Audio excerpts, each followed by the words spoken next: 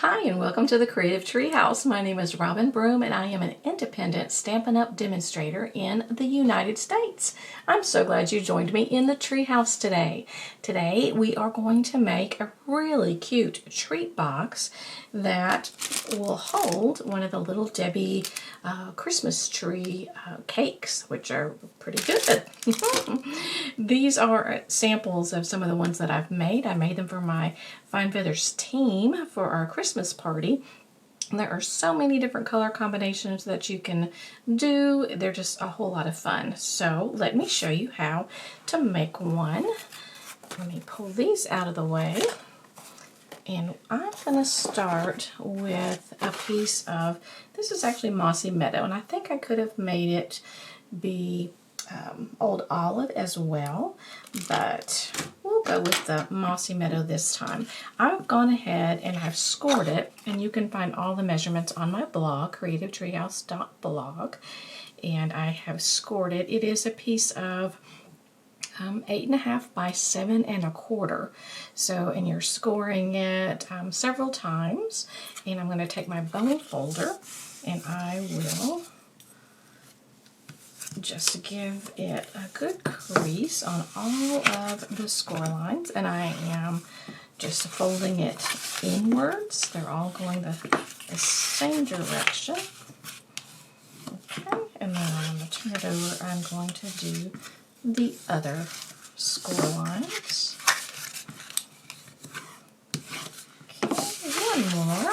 All right, and these are the things that I would like for you to see so that you can make a box yourself. All right, so once we get it all laid out flat, there is a really skinny line here, a little with 4 different rectangles, and this is where we're going to start in our cutting process. So first of all, actually let me look at that. I'm going to do it, yeah, I need to do it this direction. Okay, and so I have it to where there's one line here that's scored in sections, and then there's 2 here. All right, and this is the skinny part. I'm not sure if you can see that. So I'm going to take my snips, which I wish were still available, and slide up to that first horizontal line and cut that rectangle off. So that corner rectangle is now gone. All right, there are 2 rectangles here. We're going to turn the paper and cut both of those off as well, like that. And going up this one. All right, and so those 2 rectangles are gone. All right, I'm going to turn my paper. Now we've got both of those sets of rectangles, and I'm going to cut all the way up both sets to that second horizontal line, like that. And then I'm going to turn it, and I am going to cut off the first row, all of those first 3 rectangles on that row, like that. Okay, and now that we have that, so we have this one long piece here, and we've got these 3 rectangles, and we are going to make tabs by going down to that first horizontal line that's left, like so. And then we're going to take the 2 smaller ones, and I'm going to miter those ends, those edges, because those will be tabs. We'll leave our larger one alone on this side. So I have one here, and then this one as well. I'm just going in just a little bit, and then at an angle to get to that point. So now we've got these 2 tabs, and this one we've left alone. I'm going to turn it to this side, do the same thing. We're going to go up the score line to that first horizontal line,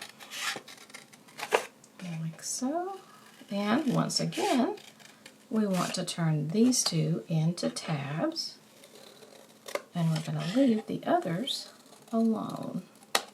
Okay, so we're mitering there, and I'm going to miter on this one, like so. And now we've got everything almost done. The only other thing, let's miter these on that short little piece. And then what we're going to do is we're going to take a corner rounder. Now, I don't believe Stampin' Up! Has one currently, but they had a trio punch years ago, and I've held on to mine.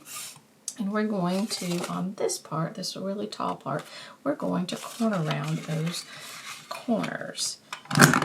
And you can use any corner rounder. I'm going to pull that tab out of the way, making it easier to get into that. And there's that. All right, the next thing I want to do is, I feel like I left something out.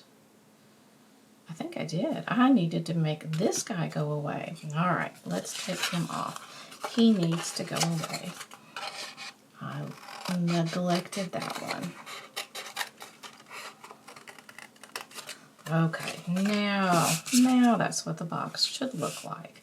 Okay, we're going to put tear and tape on this particular section, that really skinny section. As soon as I can figure out where I put my tear and tape, that was here just moments ago. Aha, I found it. All right, so I'm going to put tear and tape along this edge. I didn't make it quite long enough, but that's okay. All right, and now let's go ahead and decorate it. And I'm going to use this lovely Designer Series paper. I'll have to put the name of it on the video and also on the blog. But it is super stunning. It's got great, one side of it has the gold on it, and then the other side is plain. Both sides are wonderful, but I thought I would try. I have not on any of my boxes yet used one of the specialty ones that has the gold. All right, and you can put it on just like that, like I did a lot of my boxes, but I decided to make a border, make the mat on there. Again, you can find all those dimensions on my blog. All right, so I made it, on some of these others, I gave it just a really tiny border, like this one has a very tiny white border. It's only 1/16 of an inch, which really makes it be 1/32 of an inch. But this one I made it be an 1/8, and so that gives us a 1/16 all the way around. All right, so I will take my Designer Series paper, add some Tombow liquid glue to it, and I'm putting it on Cherry Cobbler as the background. Could have done Real Red as well. Now, if you have a directional pattern, you want to be careful and make sure that everything is in the vertical position, the portrait position. All right, let's see. This one is not really, I don't believe, so I'm going to decide which one. I think I like that the best. Maybe this one the best. All right, this one, just depending on how you want to close your box, I think this one, I think I like it. Yeah, I'll leave it. This one's going to be the front of my box, and the other will be my back of my box. All right, so I'm just going to glue these panels down. And again, I put the Cherry Cobbler as the mat on each of those. Okay, like so, and then so you have two pieces that are identical in size here, and you have two of the side panels, and I've already put my Cherry Cobbler on those, so we'll just glue those down on the two side panels, side pieces of our box, and then we will go to the top of our box. This will be the very top of our box, and I have another piece, and it's ready to go as well. And again, if there's a directional pattern, you'll think that this will be the top of your box, and just depending on which way you want to close it. I don't think it will matter on this one. Let me get that on there. Right, so now let's work on, this part is fun, and you could leave your box just like that, but we're going to add our tree to it. And it was the decorative trees, and I played around with, this would be the base tree. I played around with this one, and this one, and also the garland, but I ended up ultimately for this one using the tree with the like snowflakes, and I made the snowflakes gold. if you use this little guy, the little swirlies, it's helpful to put it on an adhesive sheet, and otherwise it's very hard to glue because it's very skinny. All right, and then what I did, instead of using cherry cobbler, and I did have a cherry cobbler, but I thought it looked a little bit too dark. Not sure if you agree with that. I liked the real red better, and I liked the lighter tree and old olive better. So that is what we're going to use, and what I've done for most of them is I've put this piece, which is one of the traditional label dies, and I'm going to just glue it completely to our paper without any dimensionals, and then I'm going to put the tree up on dimensionals.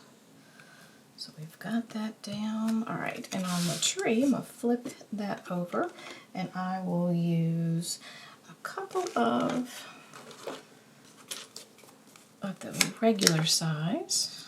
How about 3? We'll put 2 down here, 1 in the middle, and then up at the top, I'll use one of the mini dimensionals.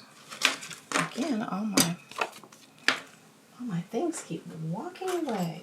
I have another stash over here. Let me grab those. All right, just one little dimensional boop at the top of the tree. Now pull the backings off, and we will pop that up like so. And then we can also decorate it as well with some of these fun, a lot of people that are coming to my classes absolutely love these, and they are called traditional sparkling sequins. And so let's add a few of those, give it just some added sparkle. Let's see, which color should we use? I definitely should use, wow, we could use any of them. Let's go ahead and use a green. All right, we've got 1 green. Let's use how about a big red? Okay, and then let's use a gold on the other side. Let's see, like that. So just added extra bling on there. I think we could have used any of those because all the colors in the paper are also in there. All right, now let's go ahead and take our backing off of our tear and tape. I'm going to fold it over like that, and then this part can fold on top.